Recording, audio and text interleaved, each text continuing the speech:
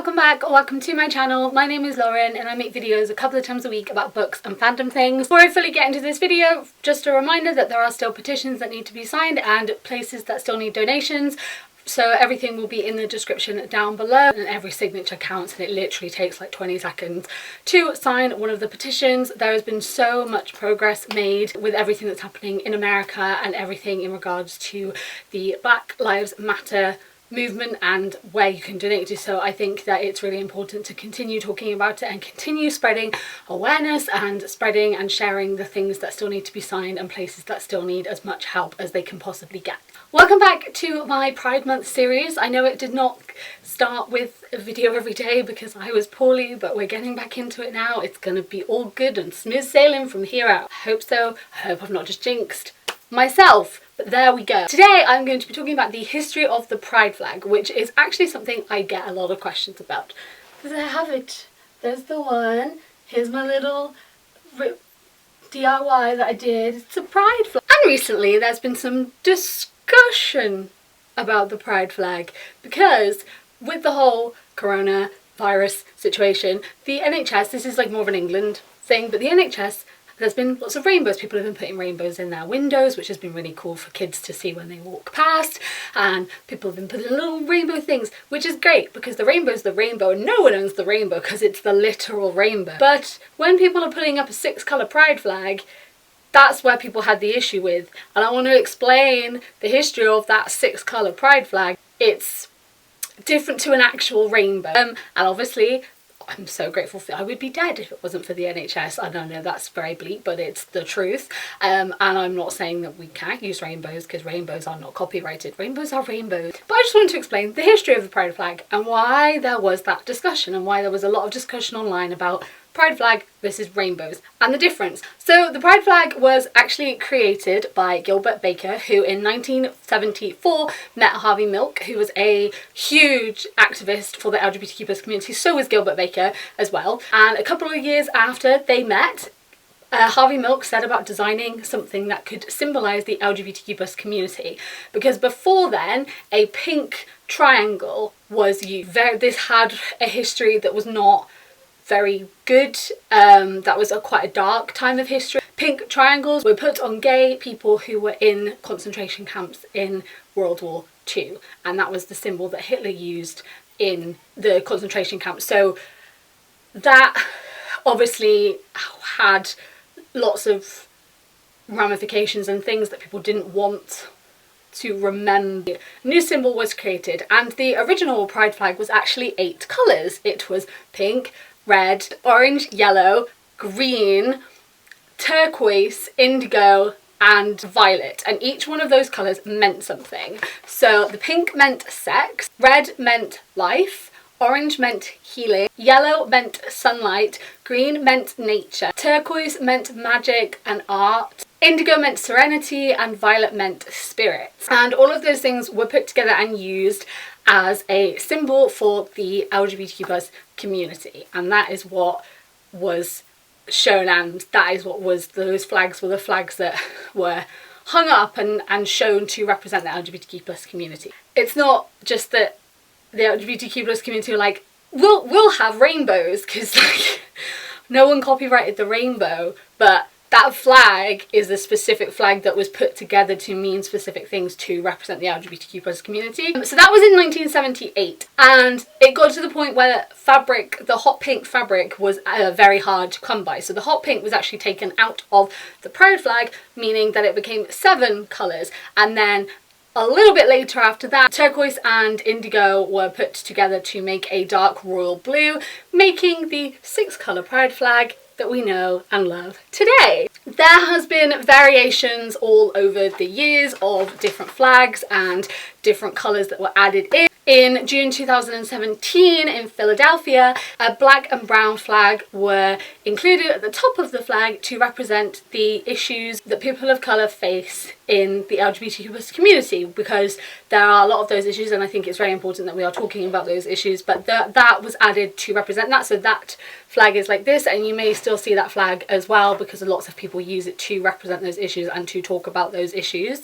In February 2018 in Sao Paulo, Estivo Ramon had the original 8-stripe flag, but also added a white stripe in the centre to represent peace and union and all of those colours, and to represent all of the things part of the LGBTQ+ community. Also in 2018 in India, in Chennai in India, a social justice version of the flag was created, and other colours were added to the flag to represent everything that was part of the social justice pride flag.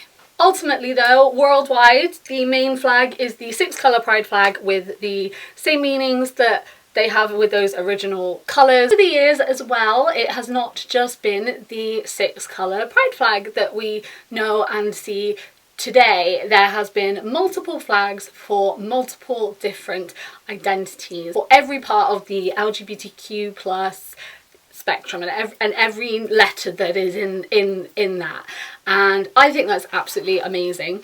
Hi, hello there, this is a fun angle. I've tried to film this video like 3 times now and it just hates me. So on my phone, because I just think that my camera is just getting a bit too old and I've just had loads of errors with things. I just filmed it again and thought it was working and it was great, but then I still had some issues with some of the footage, so it cut out lots of bits about the lesbian flag and also the bi flag. So I'm just going to refilm very quickly. The first ever lesbian flag was actually made in 1999 and it looked like this. This was it. This flag was designed by Sean Campbell, and it has a little black triangle on it. Was used again in concentration camps for lesbians, was the black triangle, but lots and lots of lesbians have actually reclaimed this symbol and this was used, but there was some issue with this flag with the symbol and everything, although back in the 70s it was used as a lot of female empowerment. And in 2010 the lipstick flag, the lipstick lesbian flag was created, and that was created by Natalie McRae, but a version from that lipstick flag was created, which was this one, and then in 2018 this lesbian flag was created. You know, the reason why I bought that lamp was because the colours reminded me of the lesbian flag. Fun fact. So people use a variety of the pinkish ones, the 2010 and 2018 ones, but that is the history of the lesbian flag. And then the bi flag, which looks like this, was created by Michael Page in 1998, and it has the pink flag, which represents attraction to the same sex, and then it has the blue flag, which is the opposite sex, and then the purple flag in the middle is the overlapping of both and being attracted to both. I'm just aware that this light on there does not look like it looks in actual reality. There's literally like very similar to the lesbian flag. That is why that's there. Then the pansexual flag was created in 2010, and the pink is to represent people on the female spectrum, the blue is to represent people on the male spectrum, and the yellow is people that are non-binary or gender fluid. We then also have the asexual flag, which was created in 2010. This has black, which is to represent asexuality. It has grey, which is to represent grey asexuality and also demisexuality. It has a white, which represents non-asexual partners. And it also has purple, which represents the whole community. Then we have the aromantic flag, which is very similar to the asexual and agender. It has sort of similarities to those flags. It has green stripes, which represent the aromantic spectrum. It also has the white stripe, which represents non-romantic forms of love and attraction. It has grey and black, which is all sexualities under the aromantic spectrum. Then we have the transgender flag. It has blue stripes, which is the traditional colour for baby boys, and it has pink stripes, which is the traditional colour for baby girls. And it also has the white stripe in the middle as well, which is all people that are intersex, that are transitioning, that are gender neutral, or have a gender that is undefined. And this flag is the same whichever way it flies, so if it's upside down it's still the same, it's never actually upside down, which was made to represent finding correctness and trying to find that correctness. This was created by Monica Helms in 1999, and that was her reasoning for why it is like that, so that it represents transgender people finding that correctness in their life. Then we have the genderqueer flag, which was created by Marilyn Roxy in 2010. It was finalised officially in 2011, and this one has lavender, which is a mixture of blue and pink, which represents androgyny. Then we also have white, which represents agender identity. We have green, which is the inverse of lavender, and that is for anyone that is like not part of the binary that people use. So we have the intersex flag, which was made by Morgan Carpenter in 2013. This has the circle in it to represent wholeness and simplicity, and the circle is unbroken, which it shows, obviously, because it's a circle. I didn't need to explain what a circle is there, did I? Everyone knows what a circle is. Which is the completeness and the potential that people can have. Then we have the non-binary flag, which was actually made by 17-year-old Kai Rowan in 2014. And this was created because the non-binary community thought that the genderqueer flag didn't quite fit. It has the yellow, which is gender that exists outside of the binary. It also has white, which is many and all genders. It has purple, which represents a mix of lots of different genders, and it also has black to represent people without a gender as well. Then finally we have the agender flag, which was made in 2014, and this is also reversible like the transgender flag. So it has black and white, which represents the absence of gender. Then we also have grey, which is the semi-gender, and then we also have green, which is non-binary gender as well. There are so many different flags. I found some amazing websites that went into a lot more detail than I just did, that I will link down below, that I found really good when I was doing research, because I knew the history of